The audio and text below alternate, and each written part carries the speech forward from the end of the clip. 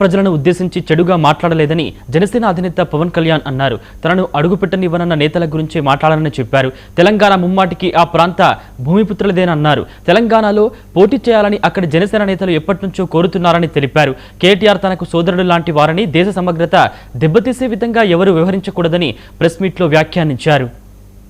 కేటీఆర్ గారు నాకు చాలా మంచి బ్రదర్ కైండ్ రిలేషన్షిప్. మా ఇద్దరికి అనేక సందర్భాల్లో కలిసాం. మా ఇద్దరికి చాలా పరస్పర ఇష్టాలు ఉన్నాయి. పాలసీల్లో ఒక మాట అటు ఉంటుంది ఇటు ఉంటుంది, కానీ ఆయన ఏమన్నా నేను చూడలేదు. నాకు తెలిసి ఆయన తప్పుగా మాట్లాడుకుంటున్నాను. నాకు తెలుసు అదే. అంటే మనం ప్రత్యేక రాష్ట్రం కోరుకోవటం వేరు, ప్రత్యేక రాష్ట్రం కోరుకోవటం వేరు. ఇప్పుడు అమర్జీ పట్టించుకున్నామని గారు ప్రత్యేక రాష్ట్రం కోరుకున్నారు, తెలుగు ప్రజలు కావచ్చు, ఆంధ్ర ప్రాంత ప్రజలు కావచ్చు. దాన్ని ఆయన త్యాగం చేశారు అంతే. ఆయన కూర్చోబెట్టి గొడవ పెట్టలేదు. తెలుగు వాళ్ళందరికీ రాష్ట్రం కావాలని కోరుకోవటం వేరు, కానీ ఎక్కడ మిగతా వాళ్ళు రాకూడదు, అసలు అలాంటి దూషణ ఎక్కడ చేయలేదు. ఇది నేను అంటుంది ఏంటంటే, ఇట్స్ నాట్ అబౌట్ ఒక తెలంగాణ గురించో ఒక ఆంధ్ర గురించో కాదు. మీరు వెళ్ళే కొద్ది విభజించుకుంటా వెళ్ళిపోతే ఈ విభజన ఒక భూమికి మీరు సరిహద్దు వేయగలరు, కానీ మనసుల్లో వేసే ఈ విభజన ఈ వేర్పాటు చాలా కనిపించు, చాలా లోతుకి వెళ్ళిపోతాయి. భవిష్యత్తులో మనం అద్భుతమైన అభివృద్ధి ఇవ్వలేకపోవచ్చు, కానీ కనీసం మన కనీస ధర్మం ద్వేషం ఇవైతే ఇవ్వకూడదు కదా సమాజానికి.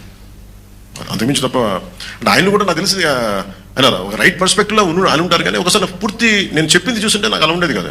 అది మేము ఎప్పుడైనా కూర్చున్నప్పుడు సరదాగా మేము మాట్లాడుకున్నాం. అది స్టార్ట్ అవుతున్న విషయం. ఎంతకాలం ఆపుతారు సార్ ఎక్కడైనా సరే. ఇప్పుడు ఇలా అయితే మీరు నాకు తెలిసి తెలంగాణ అంతా కూర్చోబెట్టి, తెలంగాణ నిజంగా చెప్పాలంటే తెలంగాణ పోరాట స్ఫూర్తి చాలా ఎక్కువ. ఇప్పుడు నేను కూర్చోబెట్టి ఇక్కడున్న మా నాయకులు ఎవరు పోటీ చేయట్లేదు కదా, ఇక్కడున్న ఆంధ్ర నాయకులు ఎవరు వెళ్ళట్లేదు. కూర్చున్నది పూర్తి తెలంగాణ బాగుందని బాగుంటుంది.